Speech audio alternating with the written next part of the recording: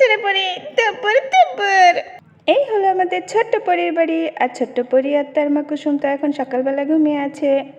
মা এত গরম লাগছে, একটু বাতাসটা করো না, হাত পা কাটা শুধু হাতে রেখেছো কেন মা? একটুখানি বাতাস করো না, আমার যে গরমে প্রাণ বেড়ে গেল। মা তুমি শুনতেই পাচ্ছ না কেন?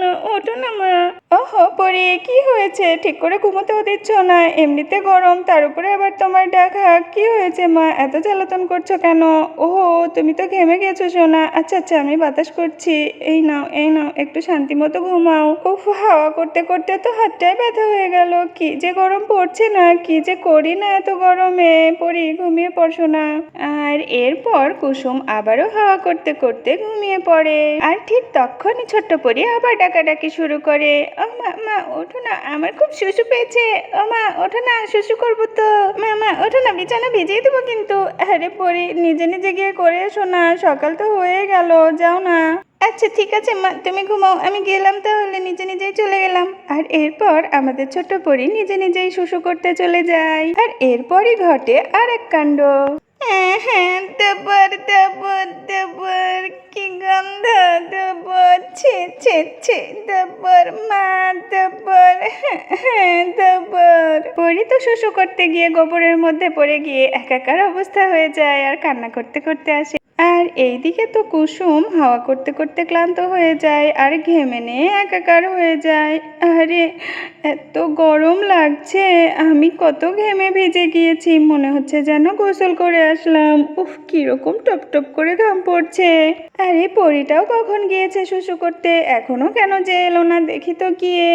আরে পরী মনে হচ্ছে কান্না করছে, কি হলো আবার, পড়ে টরে গেল নাকি? কেন যে মেয়েটাকে আমি একা একা পাঠাতে গেলাম কে জানে, আগে যাই গিয়ে দেখি।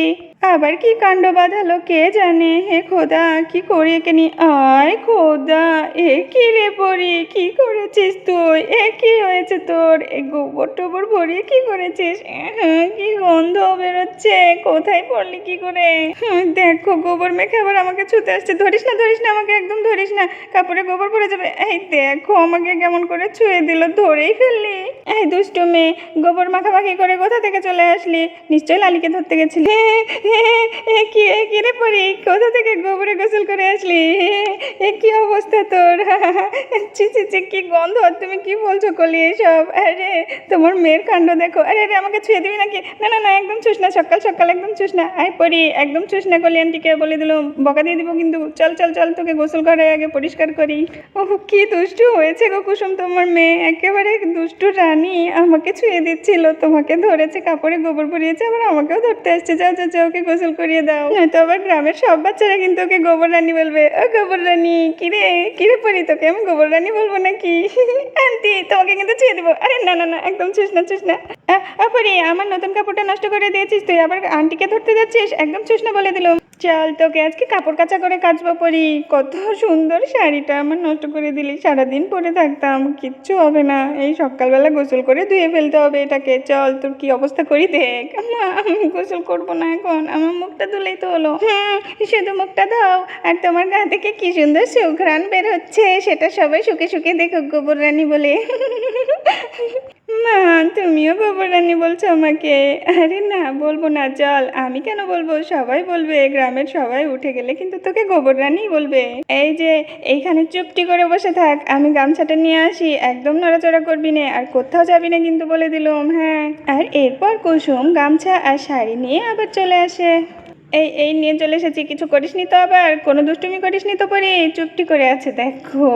ঠিক আছে, গুড গার্ল। কিরে পানির মধ্যে মুখ দিয়ে কি দেখছিস, নিজেকে দেখছিস? গোবর মেখে কেমন সুন্দর লাগছে তোকে। পরি সত্য করে একটা কথা বলতো, লালিকে গুঁতো দিতে গিয়েছিলি নিশ্চয় তুই, দিয়ে পড়েছিস এইরকম করে? হ্যাঁ মা, ঠিক বলেছো তুমি, আমি তো শুধু লালিকে একটু আদর করতে গেছিলাম, আর লালিটা আমাকে এমন ধাক্কা দিল, আমি গোবরের মধ্যে পড়ে গেলাম। ঠিক ধরেছি, আমি এই কাজই করতে গিয়েছিলি, আমি মনে মনে সেটাই ভাবছি তখন থেকে। আচ্ছা যা, ঢোক পানির মধ্যে ঢোক। কি গন্ধ, কি গন্ধ, ছে ছে ছে ছে ছে। না মা, আমি এখন গোসল করবো না, আমাকে শুধু হাত মুখটা ধুয়ে দাও না। আরে না, শুধু হাত মুখ ধুলে হবে না, একদম সাবান দিয়ে পুরো শরীরটাকে ধুতে হবে তোর ভালো মতো। যা যা যা, নাম নাম নাম নাম। আর এরপর কুসুম পরীকে পানির মধ্যে নামিয়ে দেয় আর তাকে গোসল করাতে থাকে। কোনো জায়গা বাদ রাখিস নি একেবারে, শুয়ে কি গড়াগড়ি করছিলি নাকি রে? কি গন্ধ লাগছে, ধরতে পারছি না। তুই কি গোবরের মধ্যে শুয়ে শুয়ে গড়াগড়ি করছিলি নাকি? নিশ্চয়ই গড়াগড়ি খেতে তোর অনেক মজা লাগছিল না রে পরি? আরে না মা, আমি যতবার উঠতে যাচ্ছি ততবারই পড়ে যাচ্ছি, যতবার উঠতে যাচ্ছি ততবারই তপাস করে পড়ে যাচ্ছি।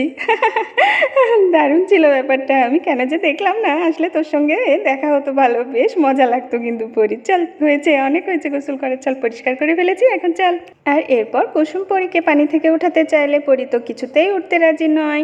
মা, আমি আরও গোসল করব। আরে না, আর নয়, অনেকক্ষণ থেকে করছিস, চল। দেখো মেয়ের কাণ্ড, এতক্ষণ নামতে চাইছিল না আর এখন আবার উঠতে চাইছে না। তুই না চাইলেই কি আমি তোকে রাখবো? হ্যাঁ, মায়ের কথা শুনবি না? চল, ধরে বেঁধে নিয়ে যাব। বলি, ও গোবর রানী, গোসল হলো?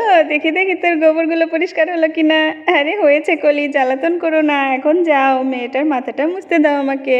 আর এরপর কুসুম পরীর মাথা মুছে দিতে থাকে আর বলে, একদম দুষ্টুমি করবি না পরি, এখানে চুপটি করে বসে থাকবি, কিন্তু আমাকে গোসল সেরে আসতে দে, আমার কাপড়ও তো রাখিস নি। আর কিন্তু কোনো দুষ্টুমি করবি না বলে দিলুম, নয়তো কিন্তু এসে তোকে মার দিব আমি।